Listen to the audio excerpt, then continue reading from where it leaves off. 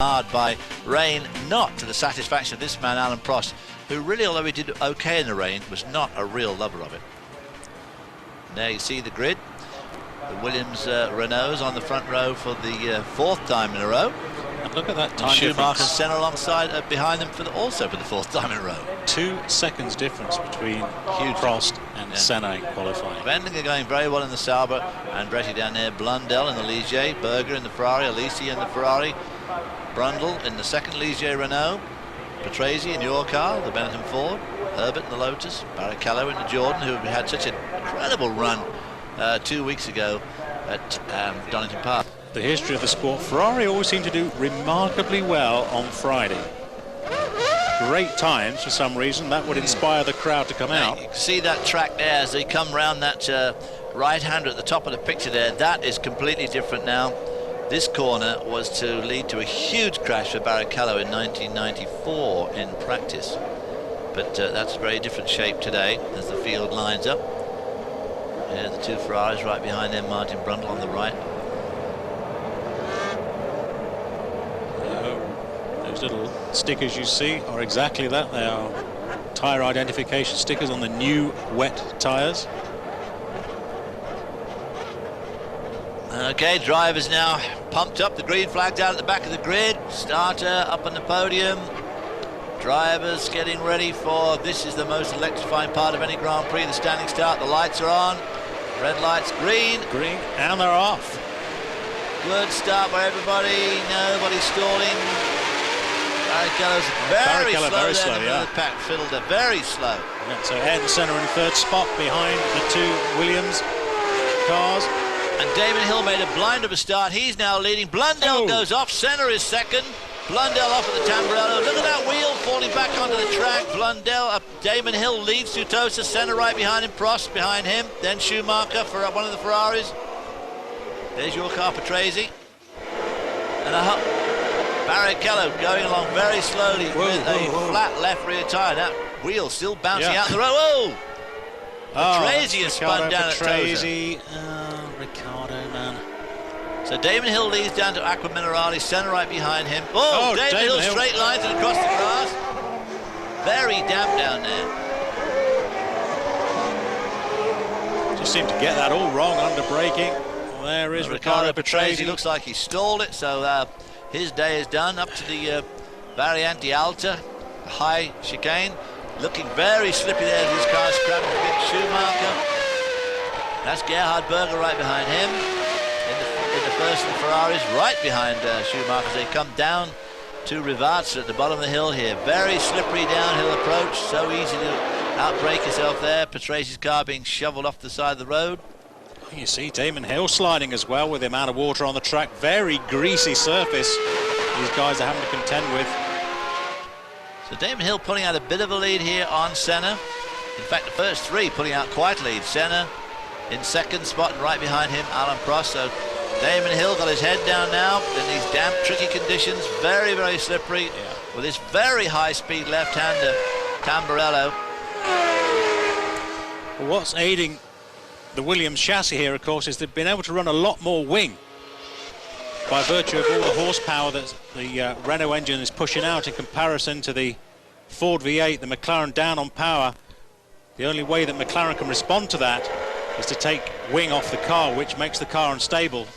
It really aids the Williams. It's a replay of lap one. Blundell going off on the inside. I think he might have got tagged, but look at this wheel, this errant wheel coming back onto the track. So as we watch poor old Blundell slide down the inside barrier, Damon Hill leading easily. We'll take a short break and we'll be right back to Imola in just a moment. Rio 1993, and a titanic battle here for second spot between Ayrton Senna and Alan Prost. You're on board now with Prost. Comes right under the wing of Senna. Senna not giving any breathing room, coming up to the Variante Alta. Now then, see, very interesting. They don't use the curbs, certainly not in the wet like they do today.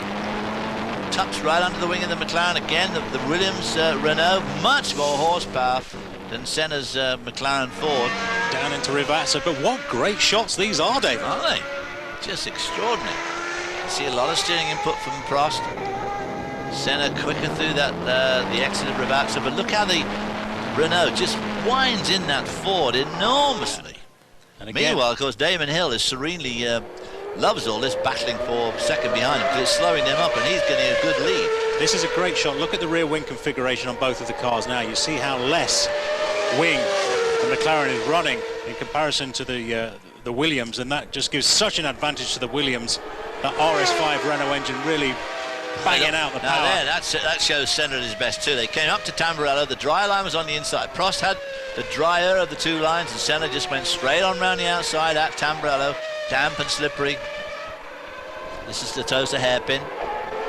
Now the Williams Renault should really out-drag the McLaren Ford up this hill, but only just. But you see, he makes ground, big time makes ground.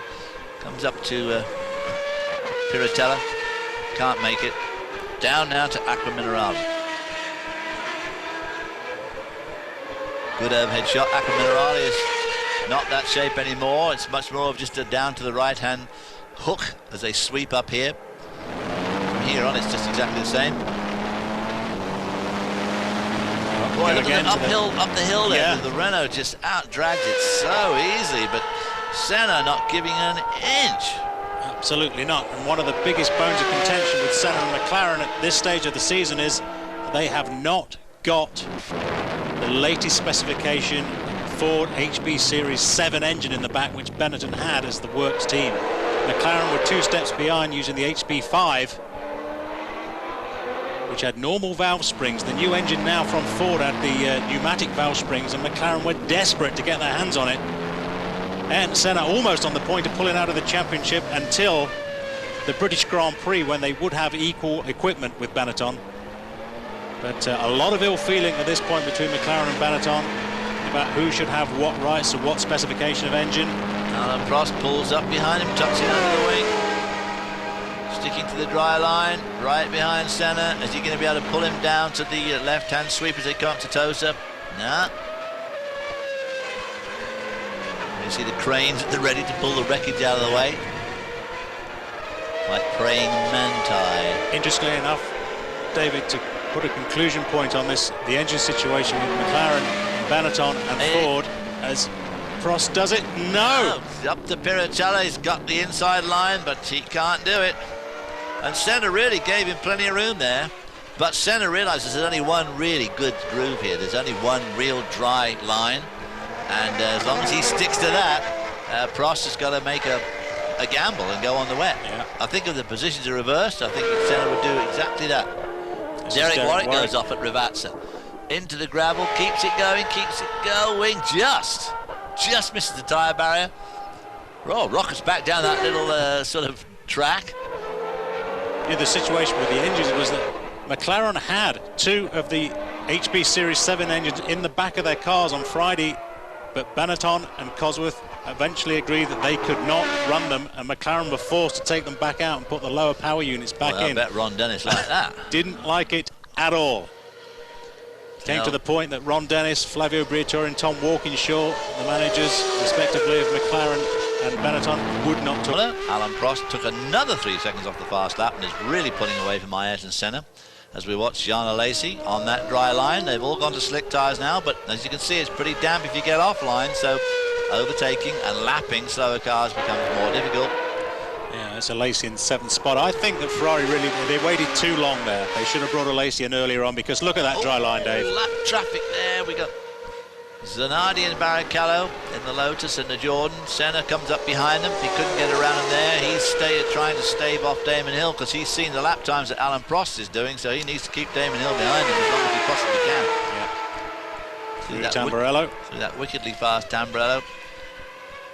Rubens Barrichello goes, oh! Good having a look at Zanardi. Whoa, that Zanardi comes back on the inside on the damp line. Now, what does Senna do here? Oh! Barrichello spins right under the nose of Damon Hill. And Senna squeaked through all that lot. Barrichello keeps the engine going. Oh, Senna absolutely did capitalise on that debacle. But Damon Hill got caught out there badly, and it looks like Rubens is stuck. He looked like he was going okay. Let it roll back onto the grass too far, though. Once you beach, the suspension drops to full droop, but he ain't going anywhere. He's cooked the engine by the look of things too. Was spinning those wheels in there, going nowhere, and putting a lot of power through it. Zanardi still holding up Damon Hill, which of course no doubt Ayrton Senna is extremely pleased to see in his rearview mirrors as he pulls away now from Damon Hill. Alan Prost pulling away from him though at a rate of knots. And Zanardi still between Senna and Damon Hill. Of course, if the boot had been on the other foot, I do not think we'd have seen Ayrton Senna stuck behind Zanardi the same way that Damon Hill is. That's the thing that made Senna great, the thing that makes Schumacher great. Well, these great world champions, David, you just put your finger right on it there. They just have the ability, that knack of being able to capitalise on almost every situation that develops in front of them. Damon Hill goes down the inside, and then the little pillar goes up on the gravel. And beat. Exactly the same as Barrichello. Once you get in that gravel and the suspension but droops. He had that thing made. He had Zanardi all covered, but of course he got, like I said earlier, he got offline, got onto the damp, and went wide. So, meanwhile, Alan Prost serenely goes on his way, leading the 1993 San Marino Grand Prix from Imola. We'll be back with more from that race in just a moment. Stay with us. Here's Andretti tucking under that wing, because that wing's making a big hole too, so for the draft it should be good. Goes round the outside into Tosa. Yeah. And he's on the dry line. It was a bit damp going in, but he managed to get on the dry line. But he didn't have the grip coming out. Well, Wendlinger pulled sharp to the left. I thought Andretti was going to make contact with him. So Wendlinger gets back in the lead. Oh, all that effort and trouble. Now let's have a look. Goes just a bit wide on the exit. Can't get his foot. Wendlinger thought he was going to cut him off, but he didn't. Michael stayed a good straight line there, but Wendlinger regains that vital fourth spot. And really, Michael Andretti could do with a good result. Michael Andretti tries to get by on the Variante Alta, which really is not much of... Oh dear, it spins on the wet grass. Oh dear. Don't stall it. I think it's game over. No, still run, no. There you see that breather, the engine, suddenly it doesn't take much to overheat these engines once you stop the forward motion. So that is very, very disappointing for Michael Andretti. But again, Wendlinger turns out to be his nemesis, trying to go around him at the top of the hill there, which really wasn't a very good spot to try it again. And Jean Alesi in the Ferrari, after his pit stop for slicks, which was not a great stop, is now right up with Wendlinger for that fourth spot. Wendlinger still held up by Aguri Suzuki. We're on board now with Alesi. Gets a good toe there. Again, that wing on Wendlinger's car making a big hole. He tries the same move that Michael Andretti pulled up, and he pulls it off because he pulls back inside Wendlinger, holds Wendlinger up, so he allows himself plenty of time to go through there, whereas Michael Andretti ran wide on the exit and slowed up a bit, allowing Wendlinger by again. But Alesi does not make that mistake, gets in front of Wendlinger, holds him up while he sorts himself out going through Tosa. So now he sets off in hot pursuit of Suzuki, who is a lap down. Here's your race leader, Alan Prost, well and truly in the lead, 25 seconds in front of Brazilian Ayrton Senna. So as the race at Imola unfolds in 1993, we'll take a short break and we'll be right back with more of this race in just a moment. Stay with us.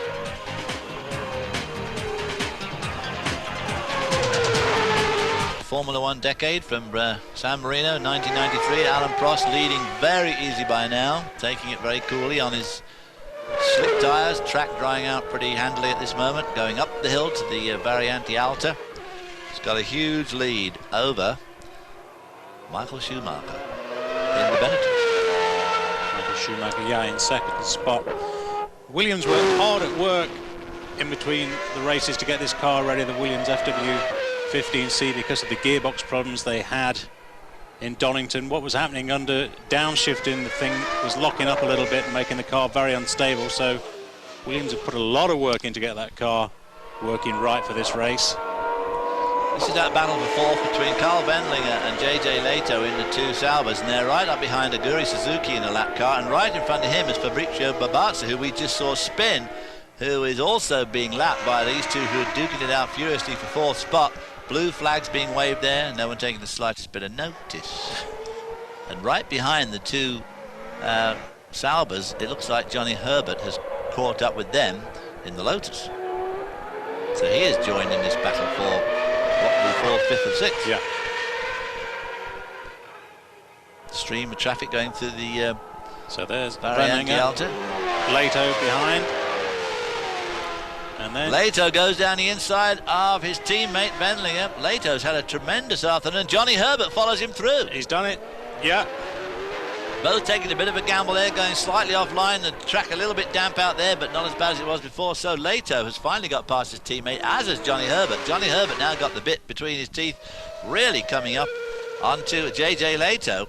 And they're still behind the lap car of Aguri Suzuki and Fabrizio Babatza, who is now holding up Suzuki. So now Suzuki knows how it feels, but he's been holding Wendlinger up for goodness knows, it must be 25 laps. A big gap already opening up there. There's Wendlinger into the pits. You can see all that oil over the back of the rear wing of the Sauber, but continuing problems. And of course he was going to retire then with engine failure. Babatza there letting the JJ Leto through. And Johnny Herbert right behind him. Now, look at the oil build-up all over the back of JJ Leto's car now. So I think you're right in your earlier estimation, David. I think that oil is coming out of the back of Suzuki's car, because now, look at the discoloration all over the back of JJ Leto's wing. There, Suzuki in for a stop-go for blocking, and not before time, one might add. There's the clock counting down on the top right. Remember, in these days in '93, the stop-go penalties were carried out at the end of the pit lane. These days, of course, they're carried out in the pit stall for each individual car. So there's the two Lotuses. Zanardi and Herbert have got around Fabrizio Babatza, and then right in front of them, just going up to the top of the hill there, is JJ Leto. JJ having a great race. And that was a pass for position, so that's Zanardi up into 5th spot.